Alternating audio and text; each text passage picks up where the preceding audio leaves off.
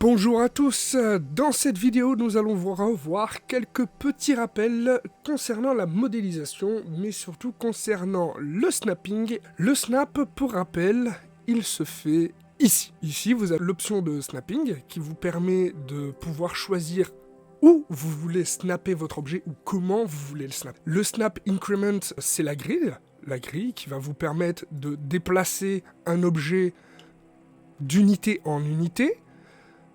Hop là, comme ceci. Tac, tac. Très sympathique quand on veut faire quelque chose de droit et de juste. Mais là, en ce qui nous concerne, ce n'est pas ce que nous cherchons. Nous cherchons à mettre un objet sur un autre objet. Pour ce faire, nous avons les vertex, les edge et le face project pour pouvoir nous aider. Pour pouvoir utiliser ces trois outils, nous pouvons le faire directement maintenant. Par exemple, si je prends celui-ci, que je veux snapper sur la face de mon objet, hop là, comme ceci, ça fonctionne plus ou moins. Alors, pourquoi ? Parce qu'en fait, je dois paramétrer un minimum mon objet. Là, ici, il va me paramétrer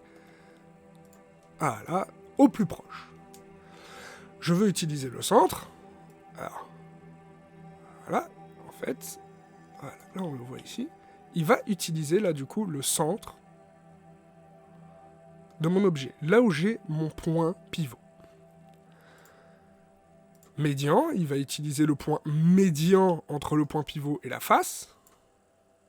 Hop là. Voilà. Et du coup, ça me permet d'avoir quelque chose à la moitié, plus ou moins, le point médian entre le centre. Donc du coup, le point médian entre le centre se trouve ici par rapport à mon objet. Donc du coup, il va snapper par rapport à ici. Et enfin, active, qui est une façon assez intéressante d'utiliser le snap, c'est-à-dire qu'au moment où on active le snap, on peut se permettre de désactiver le snap, et en fait, il va toujours être actif. Voilà, très intéressant le active. Donc du coup, nous allons revoir quelques petits rappels, déjà. Tout se fait principalement là-dedans, et il suffit de changer l'incrémentation ici de votre snap. Petite chose qu'on m'a demandé, et du coup, je reconfirme et j'affirme toujours que le snap va pas vous permettre de faire une transformation du maillage qui est snappé. En fait, il va juste vous permettre de positionner votre objet dessus. Il va nullement adapter la morphologie de votre objet snappé sur celui qui a été parenté. Il faudra faire la déformation par la suite, ou alors utiliser la forme de parenté et faire une duplication, et avec cette duplication, vous allez pouvoir créer votre nouvel objet, qui aura du coup les formes, le bon shape, pour pouvoir continuer et s'insérer convenablement. Donc du coup, ce qu'on peut faire aussi, c'est activer plusieurs choses, comme par exemple le Align Rotation to Target. Par exemple, si je veux targeter, voilà, mon objet sur ma sphère, il va me demander sur quelle face, sur quel vertex, et surtout, dans quel sens je vais le mettre. Mais on va remarquer qu'il ne va absolument pas modifier l'objet. Il va juste le positionner de façon à suivre les normales. Là, pour que ça fonctionne mieux, il faudrait que je fasse un objet encore plus petit. Là. Et là, voilà. On a quelque chose d'un peu plus correct.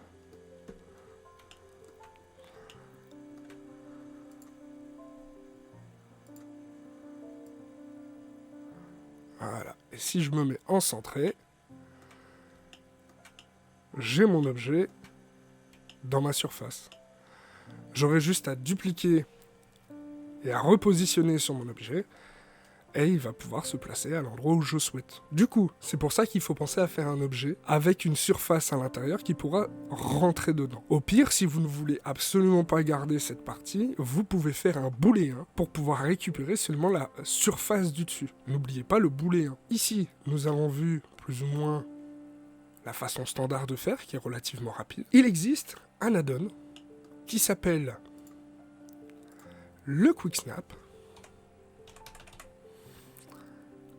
qui est ici, Pour le Quick Snap, vous entrez dedans, vous pouvez ici choisir le raccourci clavier qui va être utilisé pour faire votre Quick Snap. Moi, j'ai choisi le Shift Ctrl V. Vous avez accès d'ailleurs à de la documentation et tout ça, c'est relativement intéressant cet add-on. Une fois que vous l'avez installé, on n'oublie pas, on sait jamais, on save les préférences, vous pouvez quitter. Et en fait, cet add-on va me permettre d'utiliser plus ou moins certaines fonctionnalités de ce tableau. C'est-à-dire que je vais avoir la possibilité d'utiliser les vertex et d'utiliser le centre.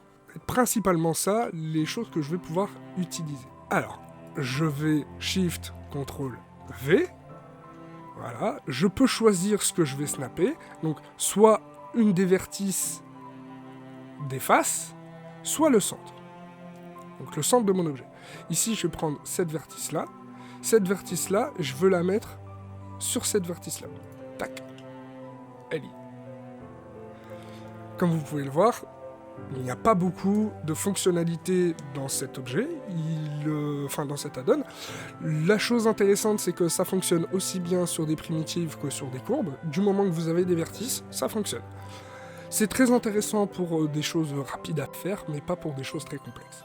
Alors, quand on arrive sur des snaps complexes, généralement, il y a une suite d'étapes à suivre qui sont assez longues et assez fastidieuses, sur laquelle je ne vais pas revenir, car il existe un add-on qui fait tout ça pour nous. Je vous explique cependant. Alors, quand nous voulons faire un snapping sur un objet assez complexe, on va dans le mode snap, on change en mode vertex, on sélectionne un point référence qui va être snappé. Donc, par exemple, sur ma sphère, je pourrais reprendre le même point que j'ai pris tantôt. J'irai dans le menu, hop là, Mesh, dans Snap, et j'irai faire Cursor to Select. Donc en fait, il faudra faire Cursor to Select. Une fois que vous avez fait le Cursor to Select, vous revenez en mode objet. Vous allez dans le menu Objet. Vous allez dans le Set Origin. Vous faites Origin to 3D Cursor. Donc là, on a set notre point d'origine à l'endroit où on a fait notre sélection. On va changer du coup le mode de snap. On passe en active. Là, on peut désactiver le snap. Utiliser hop là, le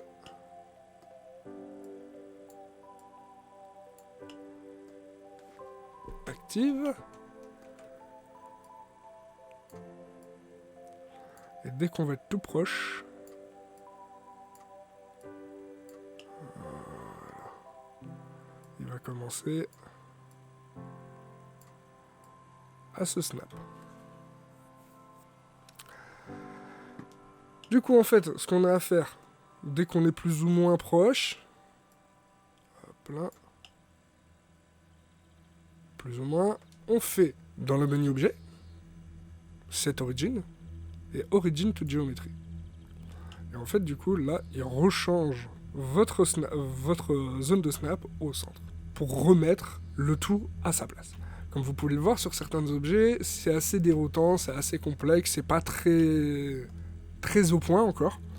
Par contre, il y a un add-on qui est intéressant, un add-on qui est très intéressant, qui s'appelle, hop là, le Snapping Pie. Snapping Pie 2.8.